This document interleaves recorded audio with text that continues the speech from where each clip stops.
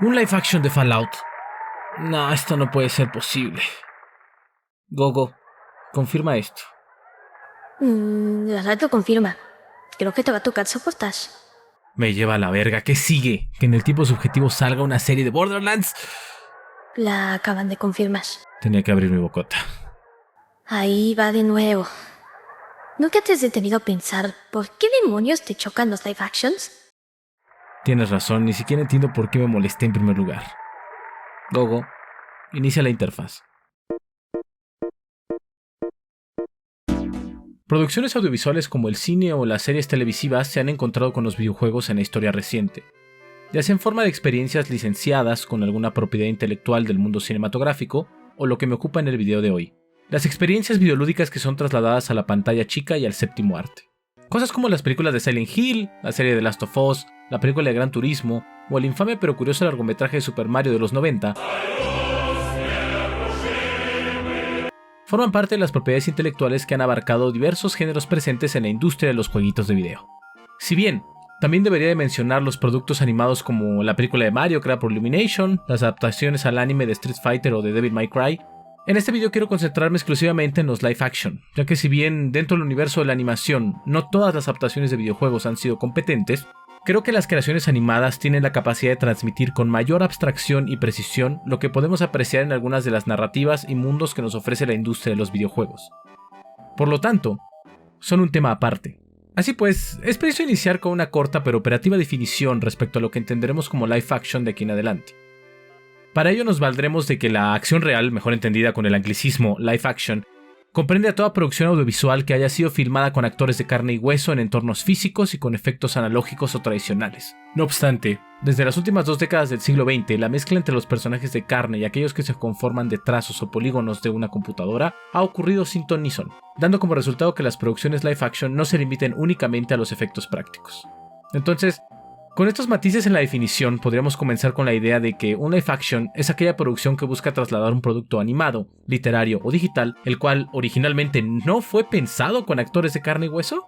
No obstante, es importante tener en cuenta la flexibilidad de formas y materiales que pueden usarse para crear dichas adaptaciones, ya sea que contengan CGI o algún otro tipo de postproducción. De esta forma, tener la holgura suficiente para que mi reflexión funcione para producciones como las películas de Sonic que tuvimos recientemente, hasta los intentos de poner a Mortal Kombat en la gran pantalla desde los años 90. Y bien, con esto pues ya está, ¿no? Ya podemos empezar a quejarnos de las adaptaciones, ya basta de conceptitos, ¿cierto? Dios, cariño, no. No saben en lo que se acaban de meter. Para nuestra fortuna, han existido diversas formas en que los videojuegos han sido adaptados a otros lenguajes de comunicación audiovisual. Y por ello, nos será sumamente útil dividir en categorías cada una de las maneras en que medios como el cine, y en dado caso las series que ahora consumimos a través del streaming, retoman a los videojuegos para narrar una historia o simplemente vender más. Por lo tanto, voy a proponer mi propia taxonomía que me permita entender las adaptaciones live action de videojuegos, ya que si bien me topé con algunos textos en las interwebs que plantean un etiquetado que podría ser funcional, realmente estos textos únicamente se centran en entender cómo el cine ha retomado elementos de la narrativa o estructura de los videojuegos y no cómo es que se lleva a cabo la traducción de un videojuego a la gran pantalla.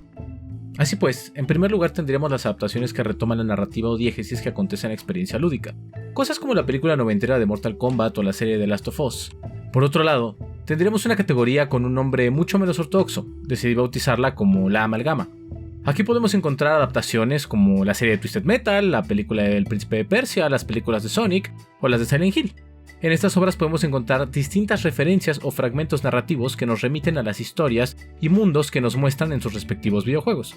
Sin embargo, suelen presentarnos mezclas de diversos elementos de los universos y mitologías presentes en tal o cual videojuego o en distintas entregas. Un excelente ejemplo de reciente cuño es la serie de Twisted Metal, que si bien hace constantes referencias a los videojuegos que la vieron nacer, construye algo nuevo a partir de retazos y amalgamas de distintas entregas que fueron lanzados en la consola de PlayStation de antaño. Por último, tenemos un unicornio. Una forma tan extraña y curiosa de llevar un videojuego a la pantalla grande que me parece meritoria de su propia categoría. Estoy hablando del videojuego como fenómeno en el mundo. Y sí, yo entiendo que después de escuchar esto muy probablemente estás pensando, querido espectador, quiero de lo que fuma este tipo. Pero déjame explicarme. Hace un tiempo salió a la luz la película de Gran Turismo, una adaptación del videojuego homónimo producido por Polyphony Digital. Pero si alguna vez has tenido contacto con esta clase de videojuegos, harás la pregunta: ¿qué no son simuladores de manejo? O sea, ¿cómo demonios van a hacer una película de un maldito simulador? ¡Por el amor de Dios! ¡Hay tantas malditas historias, Sony! ¡Escoges los cochecitos! Pues aunque no lo creas, salió un peliculón y necesitamos hablar de ello. La propuesta que trajo a la mesa Sony con Gran Turismo es bastante interesante, ya que estamos hablando de un juego que no tiene una narrativa más allá de la que puede generar el propio jugador al recorrer las pistas o jugar en línea. Entonces, los creadores del filme decidieron que era buena idea llevar a la pantalla los eventos que rodean al simulador en nuestro plano físico, y así plantearnos que una adaptación sobre el videojuego no se limita únicamente a la narrativa, sino a lo que rodea a la experiencia lúdica. Y en el caso de la adaptación del simulador automotriz que acabo de mencionar, se nos muestra la historia de un joven que pasa de ser un jugador de Gran Turismo a un corredor profesional que incluso consigue llegar a una de las carreras más importantes que se llevan a cabo en Europa. Y entonces surge una nueva pregunta: ¿dónde quedan las referencias al videojuego? Bueno, la película las incluye con gráficos que recuerdan elementos presentes en la interfaz del juego y, en suma, hace referencia a pistas o elementos que aparecen dentro del simulador, y paralelamente hay constantes referencias al creador de la franquicia, a Sony y al estudio Polyphony Digital.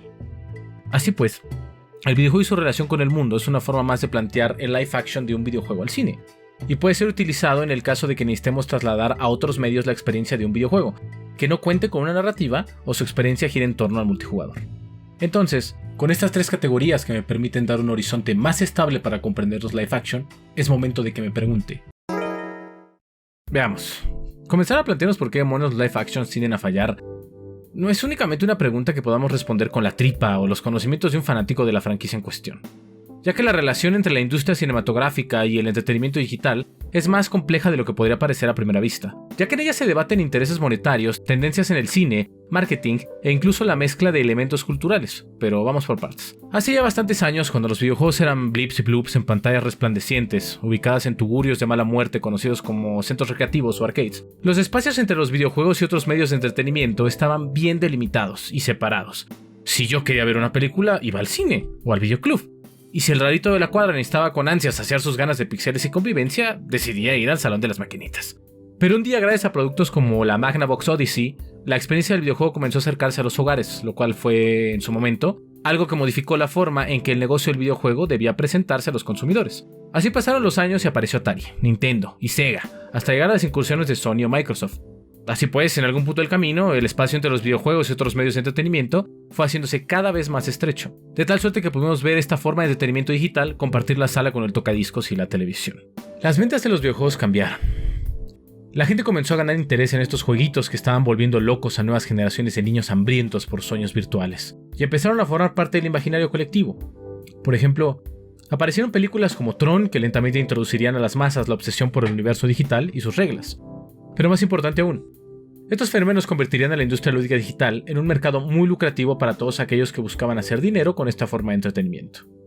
En consecuencia, comenzaron a aparecer juegos licenciados en bonitos cartuchos para consolas caseras, juegos de propiedades intelectuales como Batman, el Silver Surfer o algunos de los personajes de Disney. Estas IPs comenzarían a desfilar por las máquinas de cientos de jugadores alrededor del mundo, consiguiendo que el cine y los videojuegos iniciaran una relación que a la fecha solo se ha vuelto más cercana. Pero con el paso de los años llegaríamos a un punto en que esta unión se cristalizaría para siempre.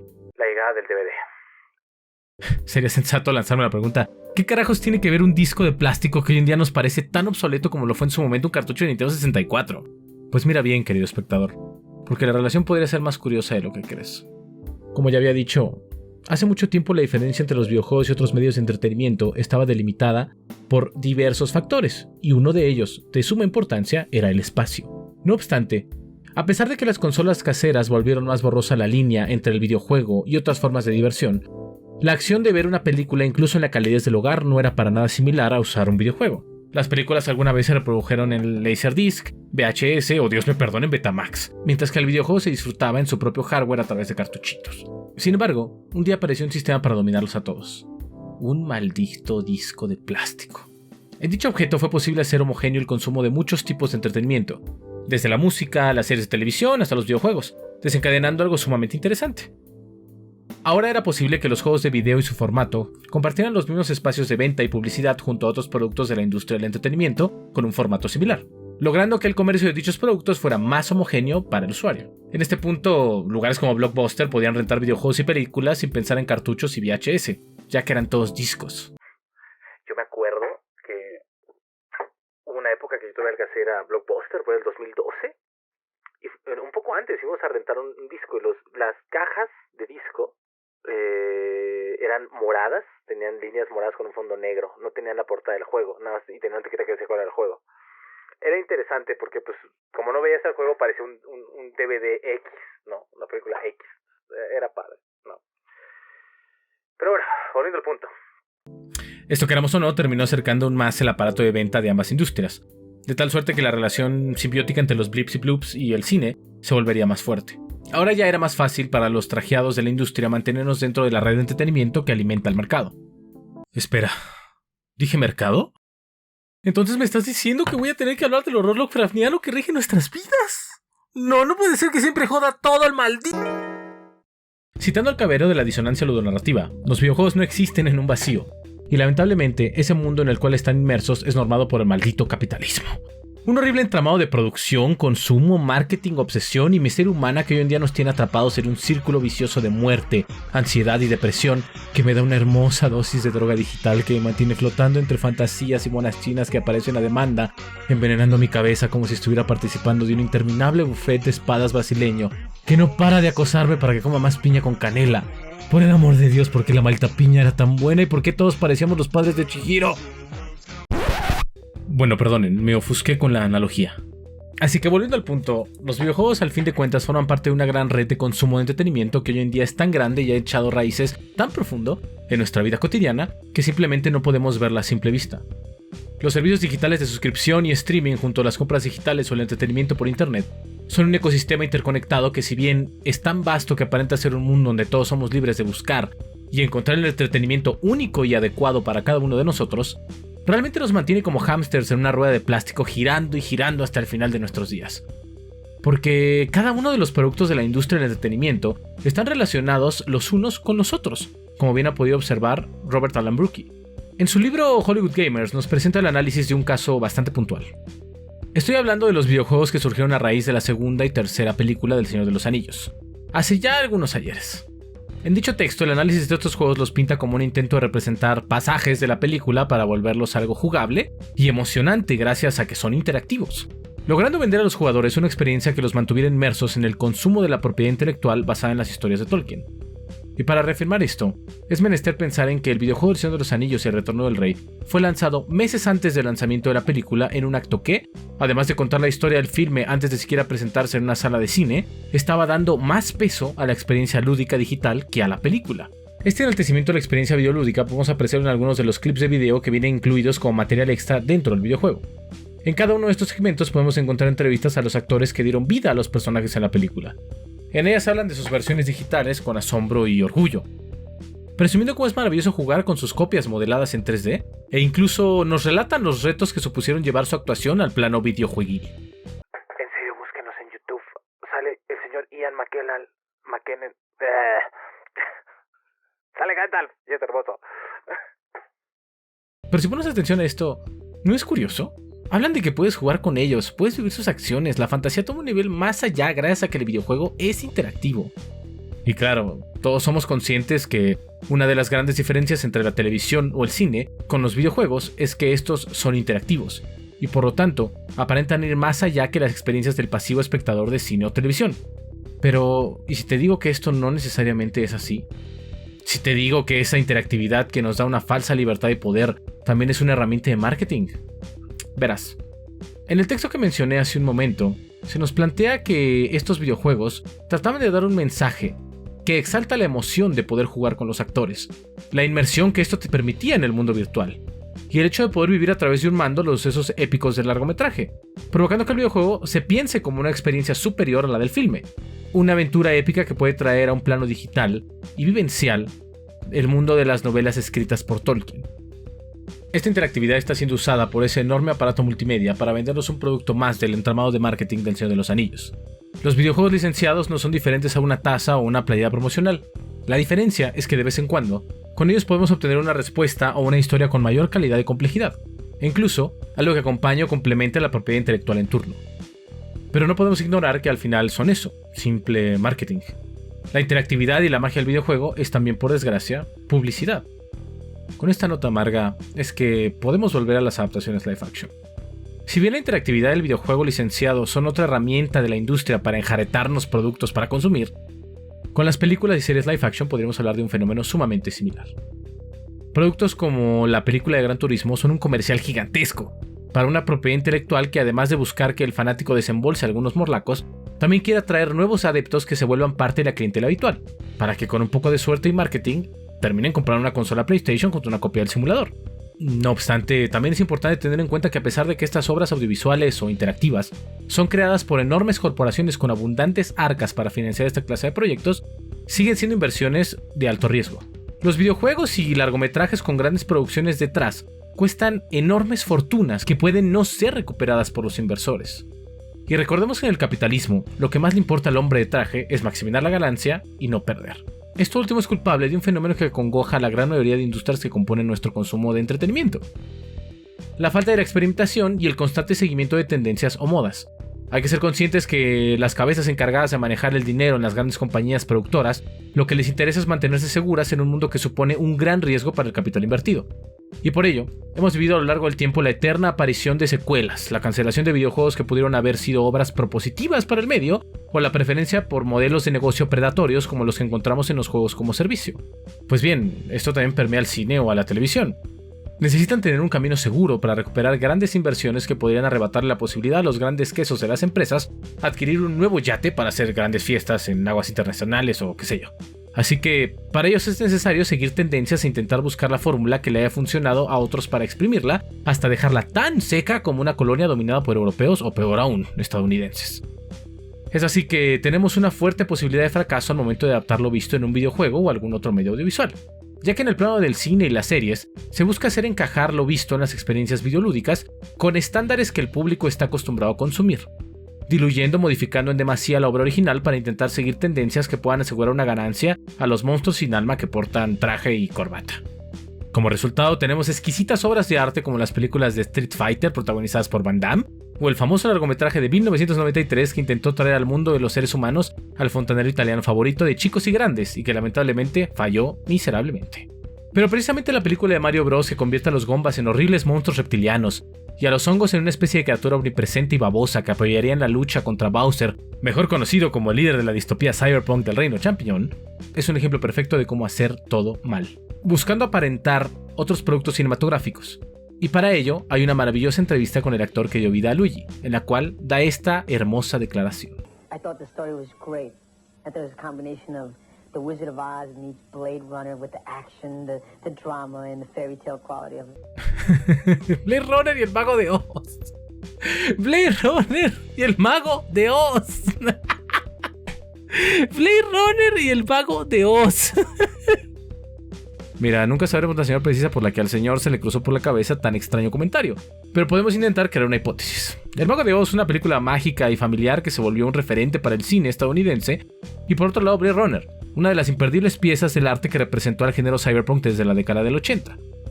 Así pues, por un lado tenemos una primera analogía que busca equiparar a la película del fontanero contra los dinosaurios deformes con una aventura mágica y familiar que nos transporta a un mundo interesante y lleno de color, y paralelamente la idea de mencionar a Blade Runner tal vez está colocando a la película como una historia de ciencia ficción y distopía, a la altura de una obra como el largometraje protagonizado por Indiana Jones. I don't know. Finalmente el señor Luigi solo estaba intentando vender la película a un público que podría estar más allá del fanático promedio de los blips y bloops de la NES. Estaba buscando esos jugosos clientes que se mantendrían encerrados en el universo de consumo que une al cine, los videojuegos y la televisión para obtener las preciadas ganancias en taquilla. Y paralelamente legitimar la calidad del producto frente a los fans que esperaban el filme de su juego favorito de Nintendo. Pero lamentablemente hoy en día ya conocemos el resultado de esta aventura. Y así es como el capitalismo, el riesgo a invertir grandes cantidades de dinero, el marketing y las tendencias en entretenimiento pueden hacer fallar a una producción basada en videojuegos. Pero entonces hay que pensar en el público. ¿Qué ocurre con los fans acérrimos de la franquicia? Esos con el conocimiento tan especializado en su amado producto que son capaces de decirte spoilers que actualmente Tess nunca muere besada por un infectado en una escena bizarra que me dejó secuelas cada que quería ver videitos sobre honguitos en el bosque. Pues bien, para mi desgracia tenemos que hablar de... A ver, mucho de lo que voy a decir aquí va a estar basado en mi experiencia y opinión personal, pero creo que para muchos es claro que en cada grupo de fanáticos de una propiedad intelectual están los insoportables o los puristas. Aquellos seres de ultratumba que aparecen a la medianoche solamente para aclararte que en el juego original su personaje favorito no tiene su epidermis de ese tono, que el Fatality de Scorpion no puede activarse de esa manera, o que no es posible que el Pyramid Head termine en un duelo a muerte con una versión enojada, bien alimentada y llena de navajas de barbería del hombre pálido del laberinto del fauno. Y sí, claro, el Pyramid no tiene razón de ser en nada que no sea Silent Hill 2, pero es una película por el amor a Cristo. O incluso son estas personas las que pueden sentirse ofendidas porque están llevando su historia de nicho a un mundo comercial. Y no vaya a ser que neófitos que nunca vieron lo que ellos entren y se vuelvan fans de la propiedad intelectual que aman. Ya saben, las típicas actitudes de los famosos gatekeepers que únicamente hacen molesto para muchos el descubrimiento de algo nuevo a través de Doritos. ¿A través de Doritos? A través de otros medios distintos al original. Y bueno, creo que es evidente que alguna vez estuve en ese mundo. Por algo estoy intentando reflexionar sobre ello. Pero incluso a la par de estos, están aquellos jugadores que colocan frases como ya fue nuestro momento de gamers de experimentar esta historia. Ahora le toca a los demás pobres diablos que no le saben. Es momento de que experimenten este drama. Claramente estoy exagerando comentarios que pude encontrar en Twitter y Facebook con el estreno de la serie de Last of Us, pero esta hipérbole me es operativa para llegar a cuestiones clave de este problema: la pertenencia y la tribu. En este saco del cual yo he formado parte en algún punto de mi vida, la gente es capaz de encontrar un lugar para formar comunidad, o simplemente sentirse acogidos por personas o una obra que resuene con sus ideas y emociones. Además, muchas de estas propiedades intelectuales suelen llegar a nosotros en momentos claves para la infancia o la adolescencia, épocas en las que muchos buscamos un refugio o un medio para comprender el mundo y nuestras emociones. De esta forma es que se forman círculos de pertenencia, pequeñas tribus de personas que disfrutaron con fervor y a veces un ciego fanatismo una obra que les dio un lugar a donde ir, algo que aparentaba ser solo de ellos y de nadie más. Este tipo de actitudes y formas de pensar suelen ser sumamente contraproducentes y son una forma clara para entender por qué muchas veces un live action es recibido con enojo o desagrado, llevando a que una propuesta que genuinamente es interesante sea considerada por varios grupos de internet como un fracaso horrible y sin sentido, que solamente mancilló el nombre de aquella historia que tanto fue amada por aquel desesperante grupo de personas. Pero bueno, el internet vive de polémica y enojo, así que tal vez es el momento de dejarme llevar y simplemente decir: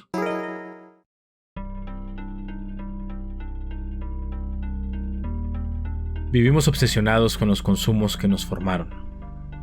Se han convertido en elementos sacros a los que miles de personas les hemos rendido culto alguna vez en nuestras vidas, mientras otros no han parado de hacerlo.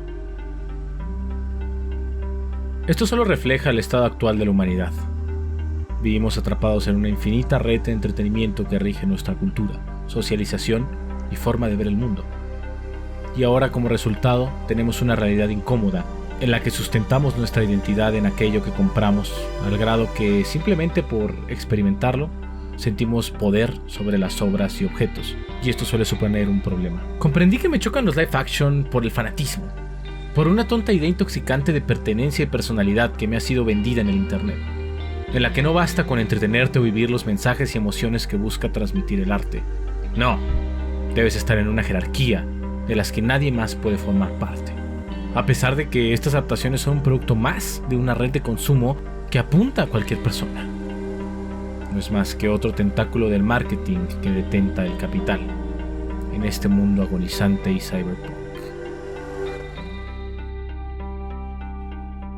Pero también hay belleza al final del túnel, porque esta aversión hacia estas producciones no es lo único que habita en mí. La curiosidad y el genuino interés por ver nuevas perspectivas que dan vida a mis consumos culturales es algo que no puedo evitar, porque algo que enriquece al arte es la mirada de otros medios. El gran árbol de las artes no es un ser vivo con una sola ramificación, sino que es portador de muchísimas y variadas ramas, y antes de simplemente odiar los saltos entre una y otra, es importante comprenderlos, notar sus falencias y aciertos para poder disfrutarlos o analizarlos con mayor entendimiento. Sí, los live action son una herramienta más de la industria para obtener ganancias y fanáticos en nuestro mundo, entregándonos muchas veces productos deficientes, flojos, aburridos y sin la gracia de la obra original. Debemos notarlo, interiorizarlo y ser más críticos con nuestro consumo en la distopía capitalista, que nos vende una supuesta libertad, cuando tal vez en el fondo no somos más que pepinos de mar absorbiendo las arenas digitales del streaming. Pero también en las producciones que han sido traídas por personas que buscan dar algo al mundo, podemos ver cosas interesantes, como la serie de Last of Us y su acercamiento a un Joel más vulnerable y preocupado por su vejez, o la serie de Twisted Metal que, para bien o para mal, me dio risas y una historia interesante frente a su caótico símil en los videojuegos.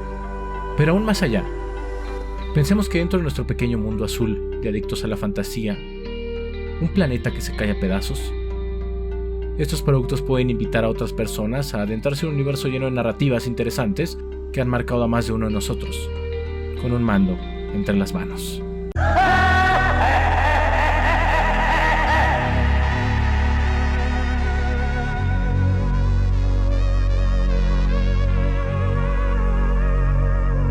¡Listo! Quedó el video de salseo de hoy. Ay, ya me quedé sin vodka.